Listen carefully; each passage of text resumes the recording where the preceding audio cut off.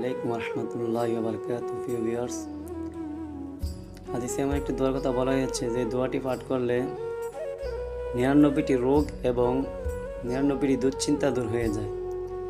তার মধ্যে থেকে সবচেয়ে ছোট দুশ্চিন্তা হলো দরিদ্রতা, যে আল্লাহ তাআলা এই দোয়াটি পাঠ করলে তার দরিদ্রতাকে দূর করে দেবে। দোয়াটি হলো লা হাওলা ওয়ালা কুওয়াতা ইল্লা বিল্লাহ ওয়ালা মালজা মিনাল্লাহি ইল্লা ইলাইহি। এই দোয়াটি দৈনিক যে ব্যক্তি 100 বার পাঠ করবে, আল্লাহ পাক রব্বুল আলামিন তার দরিদ্রতা দূর করে দিবে এবং তার যত পেরেশানি আছে, তার কোনো রোগ আছে, সব আল্লাহ তাআলা মাফ করে দেবেন এর উসিলায়। যদি আমলটি ইয়াকিনের সহিত দৈনিক 100 বার পাঠ করা যায়, তা আল্লাহ পাক রব্বুল আলামিন আমাদের সকলকে এই দোয়াটির উপর আমল করার তৌফিক দান করুক।